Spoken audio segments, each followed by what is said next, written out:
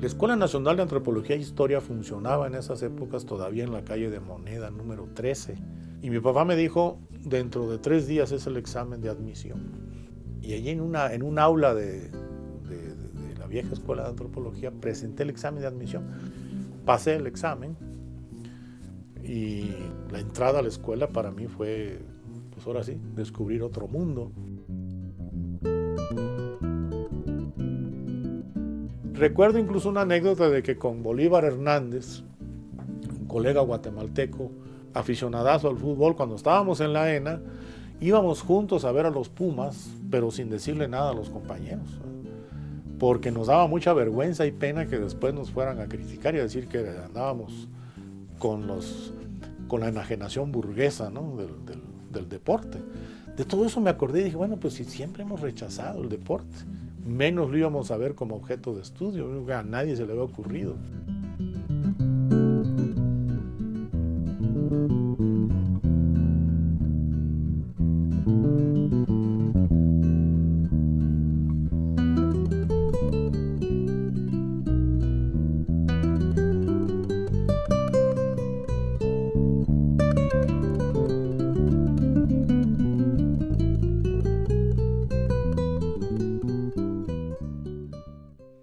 Me llamo Andrés Fábregas Puig, en realidad Andrés Antonio Fábregas Puig, y nací en la ciudad de Tuxtla Gutiérrez, capital del estado de Chiapas, un 14 de febrero de 1945.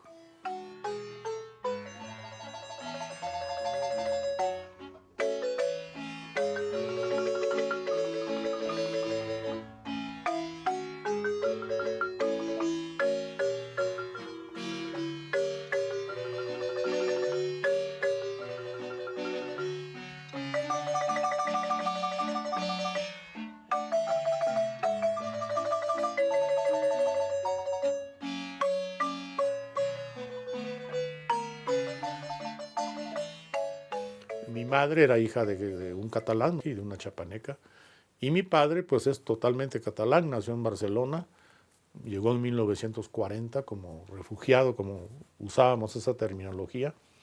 Sus padres también eran catalanes. Mi abuelo, don Antonio Puig y Pascual, llegó a Chiapas en 1902. De oficio relojero, se quedó en la ciudad de Tuxtla para trabajar como relojero y fundó una librería y papelería e imprenta a donde llegaban todos los personajes de la ciudad. La Tuxtla Gutiérrez de aquellos años era una ciudad de cara a cara. Nos conocíamos todos, con el Parque Central, como decimos en Chiapas, como centro de integración. Hacia los 11, 12 años, recuerdo muy bien los matinés en el único cine que había en Tuxtla Gutiérrez, que se llamaba Cine Alameda, y las películas que nos hacían como muchas dudas, porque eran películas en donde se presentaba México, pero México era los Altos de Jalisco. Y salíamos al Parque Central de Tuxtla Gutiérrez y ese México no existía, era otro, ¿no? Era un México tan diferente. Eso se me quedó muy grabado desde niño, ese contraste entre aquellos grandes rancheros, que después supe que eran rancheros de los Altos de Jalisco, y nuestra realidad pueblerina.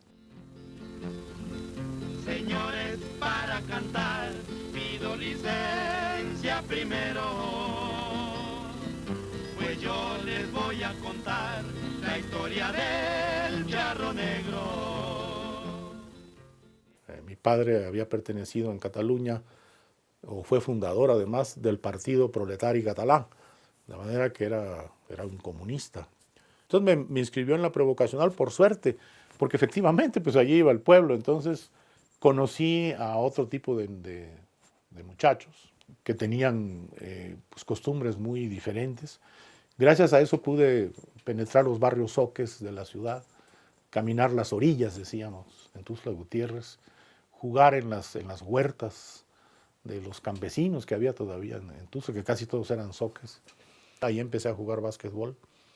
Y allí conocí a mi primer maestro de historia que me impresionó, el maestro Fernando Castañón Gamboa. Era un formidable historiador, aficionado completamente, no había estudiado historia. Entonces mi padre me dijo, ya te diste el baño del pueblo, ahora te vas al ICACH, al Instituto de Ciencias y Artes de Chiapas. Ahí entré al tercer año de secundaria. Mi padre era maestro, tanto en la prevocacional como en el instituto. Bueno, la prepa se acabó. Le dije a mi padre que me quería ir a México a estudiar. Entonces yo estudié 2 años en ingeniería, pero me di cuenta, con algún susto, de que no servía para eso. Resulta que la noche en que ganamos el campeonato de básquetbol de la UNAM, en ingeniería, y yo, por cierto, esa noche pasaba ya a pertenecer a los Pumas de la UNAM, me encontré con la sorpresa de que mi padre me estaba esperando en la casa de huéspedes, como decíamos, en donde yo vivía.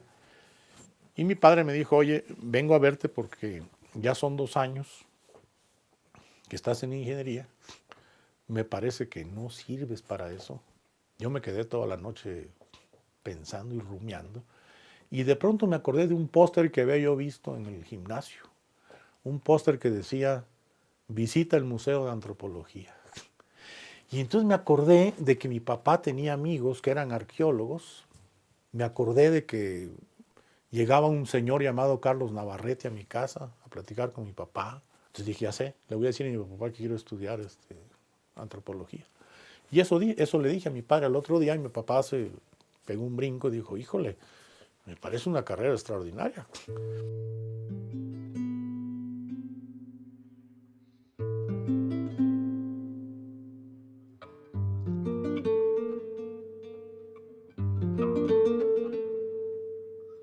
Tuve por la fortuna de que me tocaron excelentes profesores.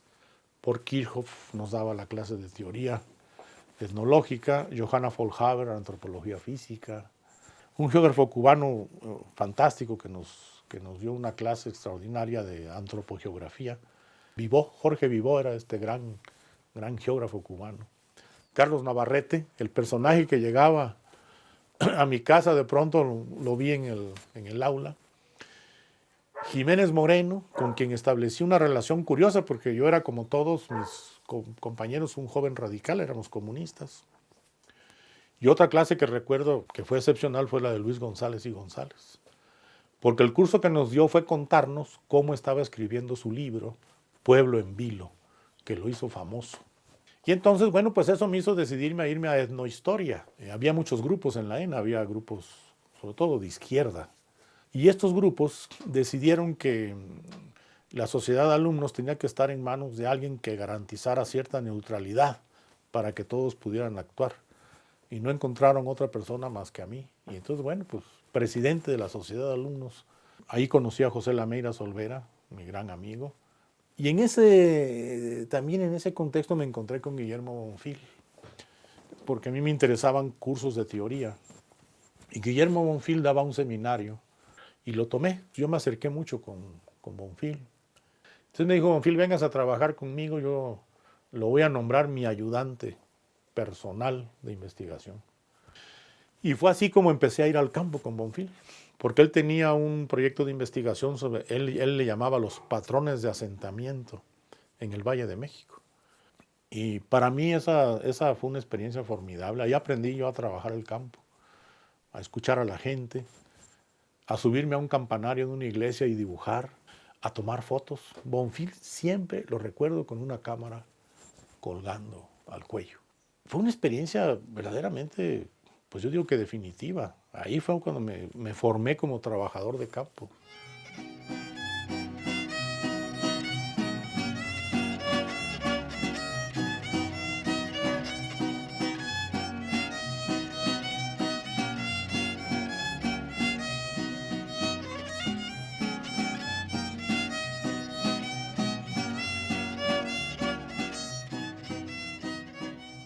El encuentro con Palermo también fue muy importante.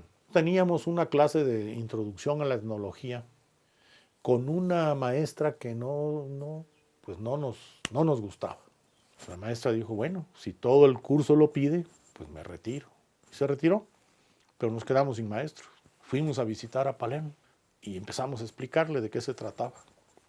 Entonces Palermo dijo, bueno, con mucho gusto doy el curso. Fue un curso formidable. Y yo me pegué con él. Ahí fue como empecé mi amistad con Ángel Palermo.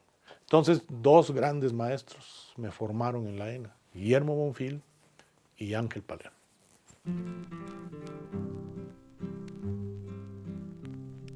Para que nunca se olviden las gloriosas Olimpiadas, mandó a matar el gobierno 400 camaradas. Hay plaza de Tlatelolco. Como participamos en el 68 y yo fui representante de los estudiantes de antropología, asistimos a todas las reuniones del consejo, corrimos, nos zafamos de la policía, nos escapamos, estuvimos en el movimiento hasta el último momento y bueno, finalmente ya sabemos cómo terminó, ¿no? Con la noche terrible de Tlatelolco. Ese final del movimiento a mí me hizo recapacitar mucho. Bueno, ¿qué estaba yo haciendo como antropólogo? ¿Por qué el Estado había respondido de esa manera? Y de ahí me vino el interés por el estudio de los sistemas políticos. Entonces, Palermo me invitó a entrar a la Ibero. Y yo como joven radical dije, híjole, voy a entrar a la Ibero, a donde está toda la runfia de la burguesía nacional. Eso pensé en ese momento. Palermo se moría de la risa porque yo le dije, oiga, pero ¿cómo voy a estudiar con los...? Dice, no, esos son estereotipos. Me digo, vas a estudiar con gente muy interesante. Y vaya que fue interesante la gente con la que estudié. Palermo tenía una estrategia con sus alumnos, enviarnos a diferentes lugares. Yo me fui a Nueva York, a la Universidad del Estado de Nueva York, gané una beca en Stony Brook, pero ahí tuve una suerte enorme. Pedro Armillas casi me adoptó como su hijo, de manera que tuve una cercanía extraordinaria con Armillas. Además, Armillas hablaba un inglés españolizado. Entonces, en el seminario que nos daba, yo entendía perfectamente todo porque lo oía como español, pero mis compañeros no. Entonces, al final de la clase se acercaban y me decían, le entendimos la mitad. Entonces yo les decía, bueno, yo les puedo explicar qué dijo, siempre y cuando me inviten un pitchel en el bar. El pitchel era un tarro de cerveza.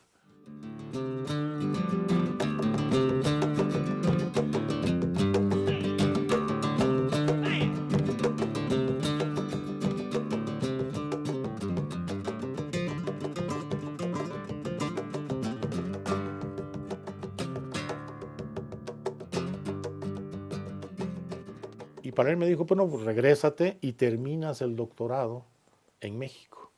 Vamos a inaugurar el doctorado del CICINA. Palermo me invitó a que yo inaugurara los seminarios de antropología política junto con otro colega que ahí conocí, Roberto Varela.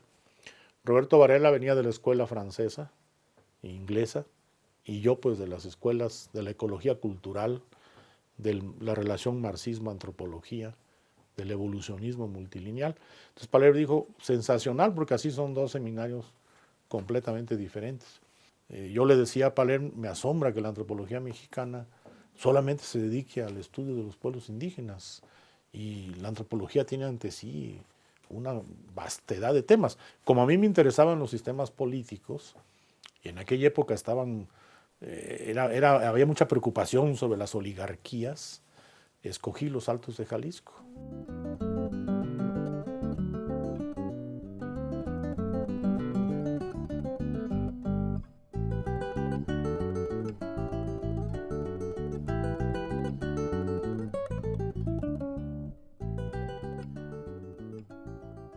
Así es como entro entonces al CIESAS, así es como se hace el primer grupo que va a los Altos de Jalisco. Yo me comprometía que iban a salir con sus tesis de licenciatura, salieron con sus tesis de licenciatura y en esa época ya habíamos fundado el Departamento de Antropología de la UAM Iztapalapa.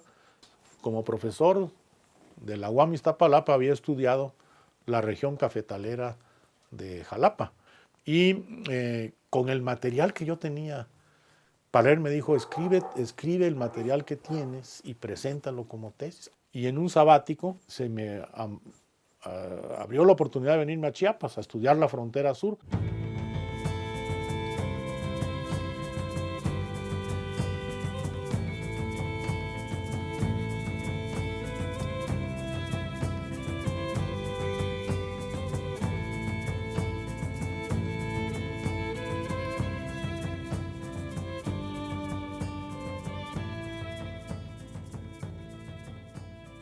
1985 yo alegué ante don Jesús Reyes Heroles que lo que había que hacer era fundar aquí un centro de investigaciones, y don Jesús me dijo, adelante, vamos a fundar el CIESAS del Sureste. Quienes conformaron el grupo de investigación sobre la frontera sur, en ese proyecto que después va a dar nacimiento al CIESAS Sureste, fueron Patricia Ponce Jiménez, Mariano Báez Landa, Gabriel Macías Zapata, Luz del Carmen Vallarta Vélez, Antonio Higuera Bonfil, Luz Arroyo y bueno, y yo mismo. Nos distribuimos por toda la frontera sur. Fue un proyecto colectivo y gracias a ese proyecto colectivo y a sus resultados pudimos entonces fundar el CIESAS Sureste. Y hay que mencionar también el nombre de Carlos Guzmán Bockler, que fue muy importante en todo este proyecto y que es también fundador del CIESAS del Sureste. Como no existía dentro del organigrama los CIESAS desconcentrados, Aguirre Beltrán se había ido al Golfo, fue el primer CIESAS desconcentrado, yo me vine a Chiapas, resulta que no teníamos salario como responsables del centro, sino que nuestro salario era el de investigador. Todo esto pues fue haciendo que redactar la tesis de doctorado fuera muy difícil, pero lo hice y la presenté en el CIESAS el 3 de diciembre de 1990. El nuevo gobernador de Chiapas, Patrocinio González Garrido, me llamó y me dijo, todos me dicen que usted debe ser el director del Instituto Chiapaneco de Cultura. Patrocinio González Garrido era un gobernador muy especial, no me dio opción, prácticamente me dijo o acepta usted o acepta usted.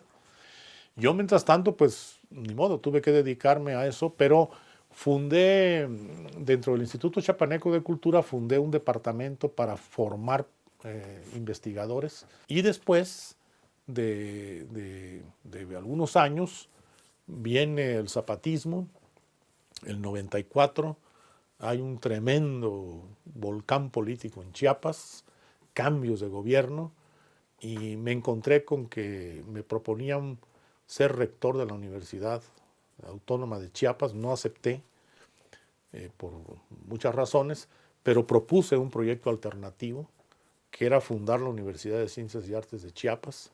Se funda la Universidad de Ciencias y Artes de Chiapas, entro como rector y me traigo a todos los investigadores que había en el Instituto Chiapaneco de Cultura, los desgajamos del Instituto Chiapaneco y los metimos a la universidad y fundamos el Centro de Investigaciones Superiores para México y Centroamérica, el CESMECA, que con mucha satisfacción digo que hoy es un centro de excelencia.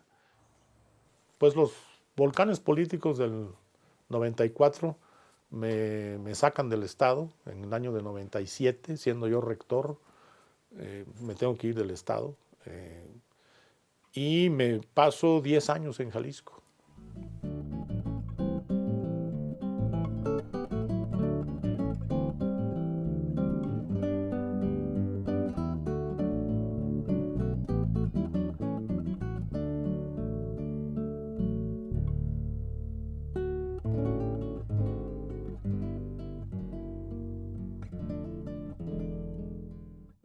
Me encuentro en Jalisco con una situación muy diferente, me voy al colegio de Jalisco, una sociedad muy distinta a la de Chiapas. Y una de las cosas que yo empecé a notar era la importancia que tenía el fútbol en la población.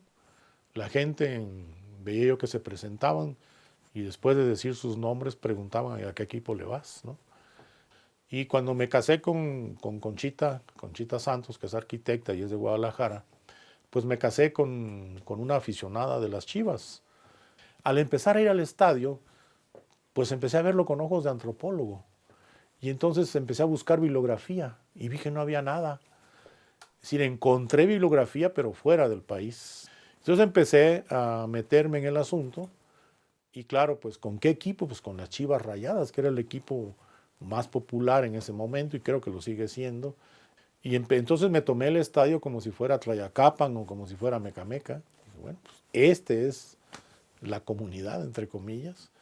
Como a las Chivas Rayadas se les decía y se les sigue diciendo, el rebaño sagrado, se me ocurrió que el libro debía de llamarse Lo Sagrado del Rebaño. O sea, ¿por qué cosa es sagrado el rebaño? ¿Por qué se le dice sagrado?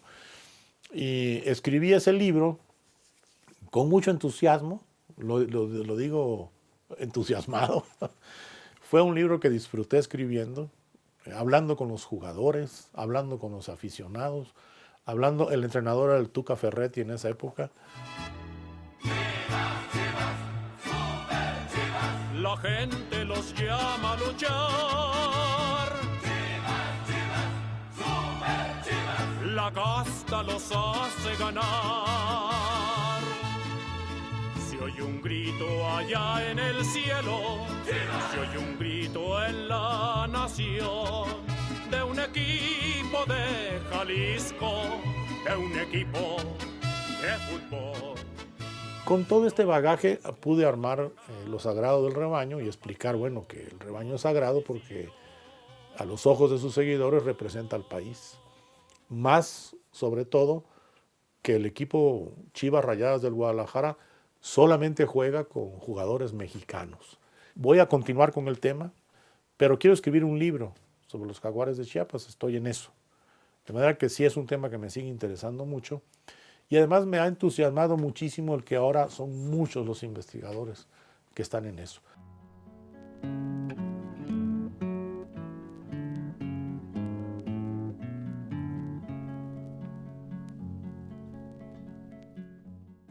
2005 regreso a Chiapas porque el gobernador Pablo Salazar me propone fundar la Universidad Intercultural de Chiapas. Platiqué con las comunidades de los Altos de Chiapas. Los líderes de esas comunidades y los jóvenes me dijeron, sí queremos una universidad donde podamos seguir estudiando. Y entonces se fundó la Universidad Intercultural de Chiapas. Fui rector casi 8 años. En septiembre del año pasado, de 2011, dejé la rectoría. Y entonces sí, dije, bueno, ya acabó este ciclo. Ya hay muchísimos investigadores en Chiapas. Ese primer impulso que yo creí que tenía que dar, que tenía la responsabilidad de hacerlo porque soy de aquí, ya se acabó. De manera que dije, es hora de regresar al CIESAS. No tengo palabras para agradecer a mis colegas del CIESAS la manera en que fui recibido. Me emociona muchísimo. Y sí quisiera terminar esta entrevista diciéndoles, nunca dejé de ser del CIESAS. Me siento ahora muy halagado y muy honrado de estar en el CIESAS Sureste de nuevo. Y estoy ahora pues en una etapa ya de completa convicción de que lo que me resta de vida se lo debo dedicar a la investigación.